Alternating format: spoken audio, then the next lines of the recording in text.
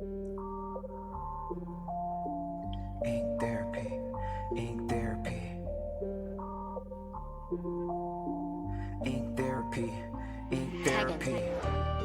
All right, we're back at a therapy session. Tyler with Tattoo Zoo, and we're just talking about how impactful marketing is and how important it is. That's right. So I was talking about two things that I try to focus on. You have to get really creative in how you're getting your messaging out there. Obviously, if you have endless funds, you can sync that in Google, Meta, and, TikTok ads. But, when people are starting out, they really don't have that kind of money to just sink into advertising. And so you really have to get creative to fight the algorithm and find out how you can get your product out there to the people creatively.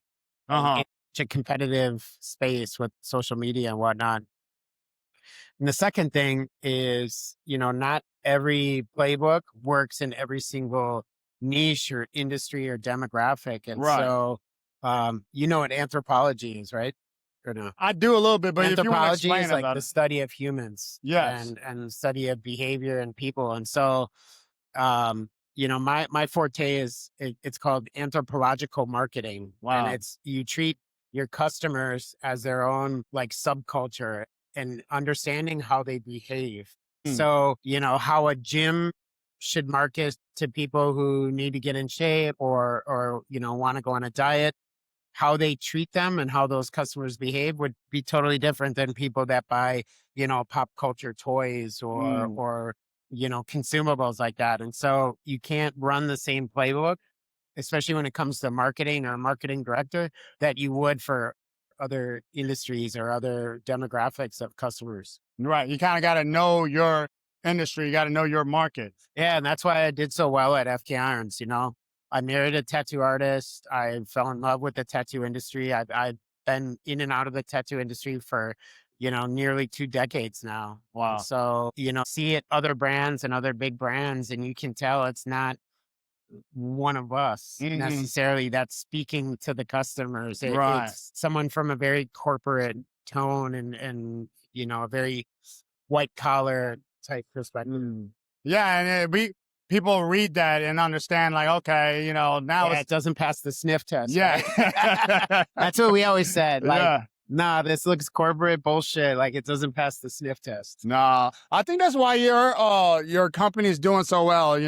There's no like bullshit with it. You can tell there's a lot of love in there, and people resonate with that. And that's really We cool. have fun with it. And, ultimately, when you do something, you want to have quality too. So, like, took a long time for us to get everything right, the process, and then working with the artists to do all the tattoos. It's definitely a late laborious venture. So I was kind of like thinking like this is the tattoo Labubu. I mean, some of our products are. Labubu in itself is an older. It started as like a kid's book, or Right. get it, like an animated, not animated, like an illustrated book. They're called the Monsters from Japan, Yeah. and so it's been around a long time. Tattoo Zoo is similar in the sense of illustrated characters. Oh, we took down our backdrop, so we can't talk about it. So they're illustrated characters. Our most successful product line at this time and kind of what we're known for is the plushies and the toys and the wine boxes. But, over the next couple of years, you'll see Tattoo Zoo venture out into the illustrated characters themselves and then ultimately animations. You'll see it branch out into trading cards, apparel, sneakers, digital gaming, NFTs, all kinds of stuff. Yeah. Well, I mentioned Labubus. What was funny is that like I don't really see Labubus as popular, and your company is still making great sales and it's still, wanted. So that kind of shows how powerful your community supports you still. Well, I think that's true. We have a strong community and they love our products and they're obsessed with the characters and whatnot.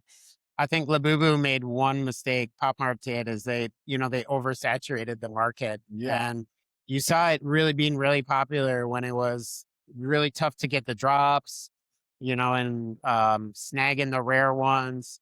But once you were able to just go on there and buy instantly, that it just dropped off. Right. And so, I think that's why everyone's kind of turned on Labubu. Well, it is what it is. Things kind of come in and go, just like that. Yeah. So Longevity is it's the tough part of like whether you're an artist, a musician, a recording artist, or a brand, you can have a one hit, but yeah, to continue with that longevity that's the tough part. that's the thing. So I said, that you said that you was kind of into the tattoo industry a little bit. How do you think TikTok and like social media, Instagram is for like somebody that's in the tattoo industry trying to promote themselves or market themselves? I mean, those are great tools I think it's tough because you can be a great artist, but if you're not also, if you're not paying someone or creating the content yourself, it's really tough to get yourself out there. I see it as it's a double-edged sword. It's, if you're a great artist, you might not be reaching your peak as far as like getting booked or what you're charging if you're not competitive with social media. Right. But on the other side, social media bless a lot of artists. I'm sure a lot of these artists that have, massive followings, 400, 500, 1,000 followers, just from my experience in social media, they're probably making good money just from, their creator content. Uh-huh. And so I see it both ways, and it creates demand for them, but it's a beast they need to continue to fuel. Right. It's Yeah. something that it's not like a one and done type thing. Right. You have to be always Constantly. feeding that as well. So that can Constantly. be taxing on people. I see the goods. I see the pros and cons of it. So Yeah. No, that's a fact. Got to constantly feed the beast. So last question, what would you tell your younger self? Any advice when you're becoming an entrepreneur? tell my younger self. Well, it's something I live by now. I have two things I would say. I'll do two things. One is just dive in. Don't worry about it.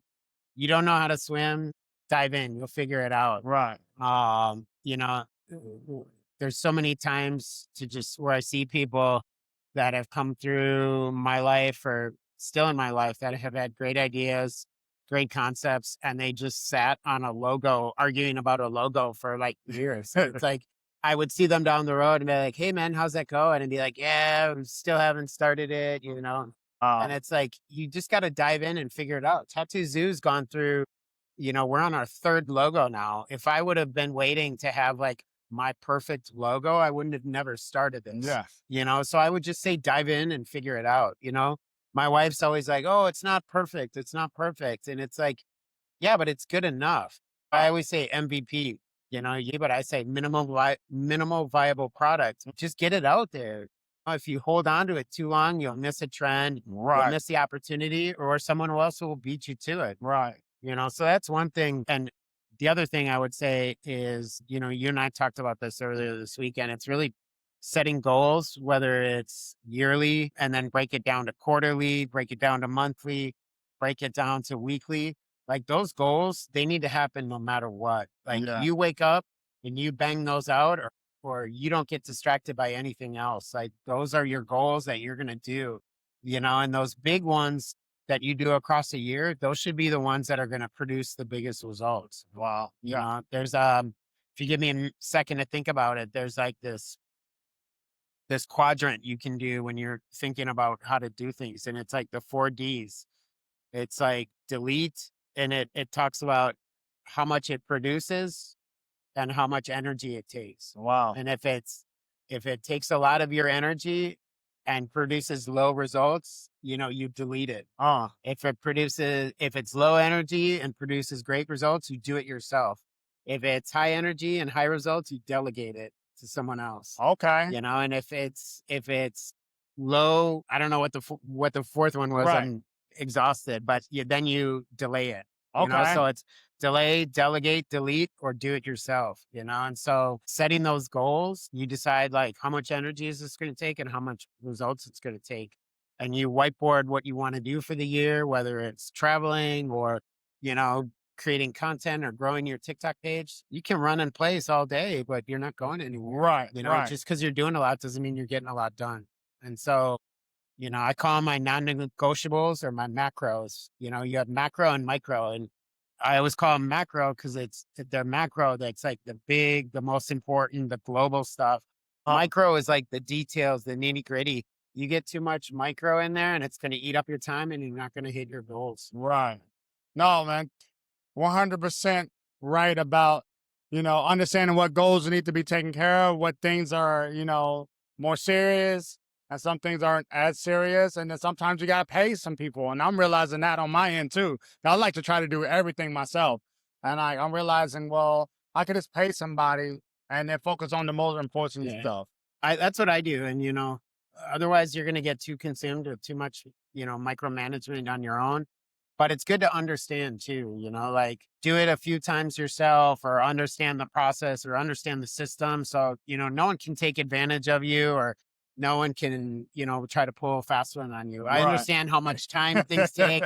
I understand how much it should cost. I understand the process. So if someone it's like, yeah, it'll take, X amount of dollars and it'll take me a month, I'll be like, bullshit, Right. I understand it should take this amount of time and the average person, a good qualified person will charge you this much. So I agree, you need to delegate, offload stuff and definitely not try to do everything yourself, but also have an understanding of like the process, the system, the timing, so someone doesn't try to pull a fast one on you or dick you around. No, that's very important, man. Well, Keith, thank you so much for all this positive information. Bro, man, you blessed us. Y'all better take this information, this positive marketing strategies. Better take it. Y'all, it's been a therapy session with the Tattoo Zoo. The tattoozoo.com, Instagram handle, the Tattoo Zoo. Yes. Peace.